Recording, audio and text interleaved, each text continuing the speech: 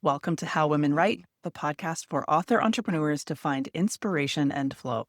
Get easy to implement 20-minute or less writing and business lessons, plus interviews with relatable and inspiring women to help you create a sustainable writing habit that grows your business and leaves a lasting impact.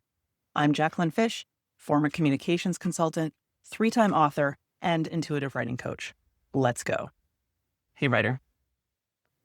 Does writing feel hard for you lately? Now, this isn't a story I tell myself anymore, and it's definitely not one that my community members would say either, because we know that it's not hard, it's just different. So let me give you an example. Because I teach writing with the moon and our natural rhythms, and that means if you have a menstrual cycle, we also layer that on. So the past couple weeks, Mercury has been retrograde. So there's that. I will link to an article on that in the notes. And we also entered Pisces season a couple weeks ago, the final season of the Zodiac. Pisces is a water sign. It is mutable. Mutable means fast changing. And its symbol is 2 fish swimming in different directions. I think that picture probably gives you enough of a picture of what it might feel like to write right now. So the past couple weeks, I've had some book edits to finalize, and I am committed to publishing a weekly Substack article. And I also make regular updates on my blogs that live at the Intuitive Writing School. And creating something new the past couple weeks has not been flowing quite easily. Let's just say it that way. Instead, what I have found flow with is tinkering with my website, making slight tweaks, updating social bios, updating my Substack bio, and also making edits to old blog posts and things like that. And also dipping back into drafts that I've started 1 week, 6 months ago. There's a huge range. As soon as I get an idea for a blog post, I get to the page and write it as quick as I can. And sometimes it doesn't mean that it needs to be published right away. And I think that's also what can lead some writers to feeling like writing is, quote, hard, unquote, is that they start something but don't finish it. They're labeling it as wrong, hard, this is challenging, but it's not that. Instead, the past week or so, also where I'm at in my cycle within the first 15 days or so, I'm having all the ideas, inspiration, brainstorming, and I've been going with that. So the idea of sitting down to finish something, my body is like, no, thank you. We don't want to do that. But because I have that awareness and I can decide every time I sit down to write or edit what it is that I'm going to do, I don't judge myself for it.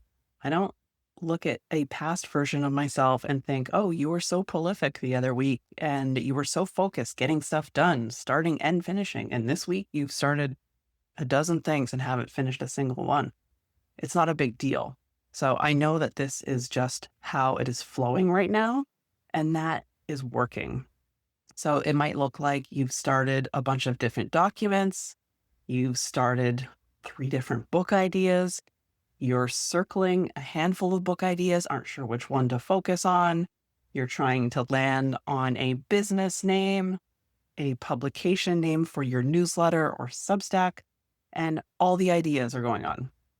So, of course, if you have a menstrual cycle, that might vary for you and your unique rhythm and whatever is going on with the moon. So the way I like to flow with it, moon first, and then my body, I layer on top of it.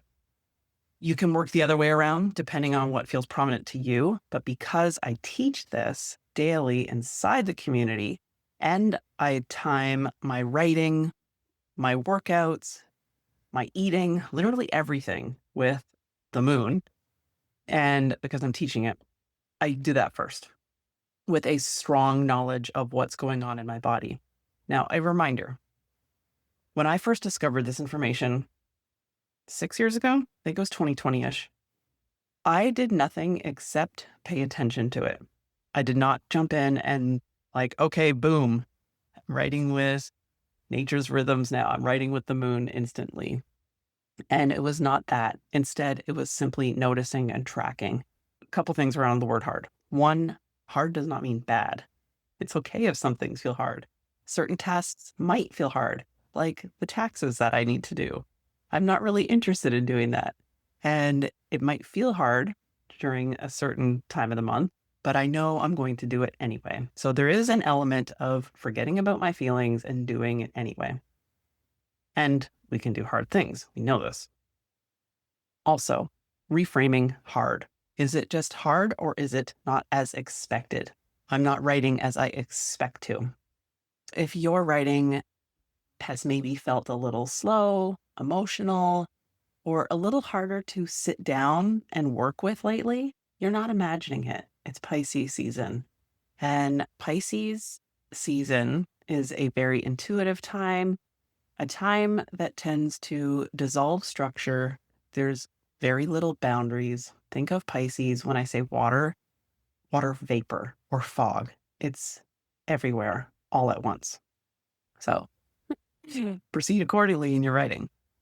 The other thing with Pisces is with your writing, you might be circling certain themes, and that's to bring deeper emotions to the surface to write from. And this doesn't necessarily mean that you're going to share this writing, but it is the writing that wants to happen. So it's just a reminder, writing feels different day to day and throughout the year. So just notice how it feels differently for you this March than it did in January, than it does in June or August, September, whatever month it was that you thought. The words just flow. A way to make writing feel easier this season is to do the writing that's more personal, to explore the hidden stories under the surface instead of ignoring them and trying to write something else that you think you need to. Honoring your energy, because forcing the words can totally drain our battery. And productivity and cranking out however much content you want to crank out or how many chapters, just for productivity's sake, is not necessarily going to feel good this season. And because our intuition can be louder or clearer, depending on how you receive intuitive downloads this season, you might get ideas, insights, connections, nudges. It might come in fragments, not necessarily a download of an entire outline, or your table of contents drops in, or your next big course idea. Instead, it's like little bursts. So the key is to capture those and connect the dots later, knowing that it might feel chaotic when you look at it, all these ideas everywhere all at once. However, if you lean back, let it settle, don't try to force structure, trust that there is structure underneath there, then know that you will get there bit by bit, all in the name of uncovering the writing that you are meant to do, the writing your soul is calling you to do. So here are some suggestions. I'm going to give you 3 practical shifts because we're bridging Pisces. The opposite of Pisces, when it can feel challenging, is to look to the opposite sign. So if you look across the zodiac wheel, we've got Virgo. Virgo is earth, methodical, precise, down to earth. So we can balance this out if it ever feels too much or too watery for us. So let's bring some Virgo practicality to this Pisces season to help us move forward in a way that honors our energy, won't burn us out, and feels good and creates great writing. All right, the 3 shifts. 1, try writing in fragments.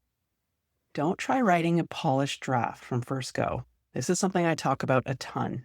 Writing and editing are 2 distinct things with different energies.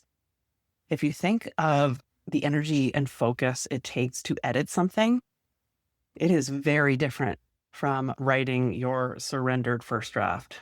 And the surrendered first draft is brain off, body on, tuned into your breath and your body, calm, relaxed, present, letting the words fall out. Write quick, fragmented drafts. Don't worry about what it looks like. As soon as they come out, I suggest putting them aside. And especially in this season, especially in this season, you might be writing really quickly, putting them aside and then coming back to them in a couple weeks. Like there's no need to dive back in and try to figure out what it is that you were trying to say. Practical shift number 2, follow your curiosity. What are you interested in? What ideas feel exciting? What spark is there? And follow that nudge. Like you're curious about a conversation you overheard at a cafe. You discovered a new book and there's a theme mentioned in there you've never discovered before. Follow that curiosity. See where it leads. And you're not following it with a goal like, I must follow this curiosity so that I can connect the dots, write what I need to write, make money, whatever that is. No, just follow the nudge. Trust that there's a reason for it, even if you can't identify it right away. And it's not with the goal of finishing. That will come later. Trust me. I'll talk more about finishing next week.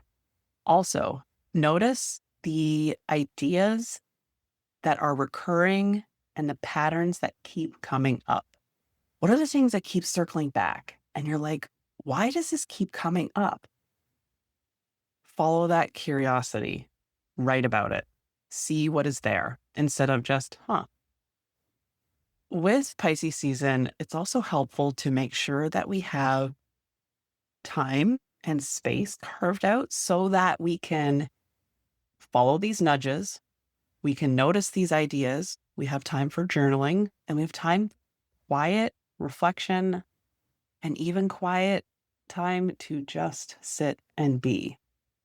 Not time that we're trying to control the process, time where we can hear ourselves think, we can feel our bodies, and we notice. Because if we're rushing through our days at 1,000 miles an hour, trying to write all the things, going from meeting to meeting, it's really hard to hear ourselves.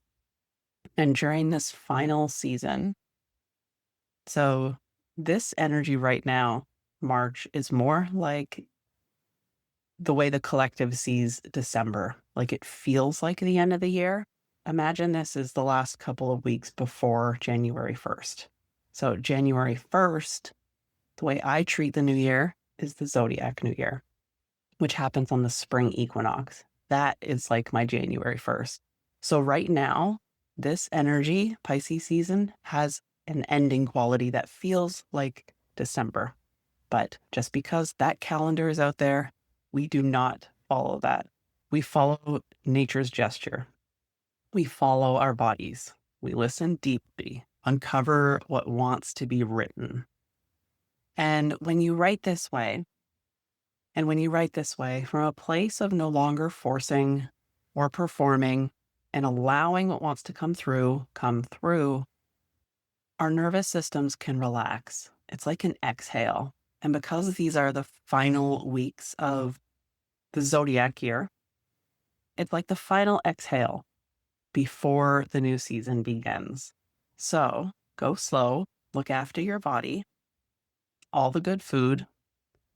I'm plant-based, so all the great nourishing plants that you can eat, lots of hydration, and really looking after not just your physical body, but mental. What are you taking in?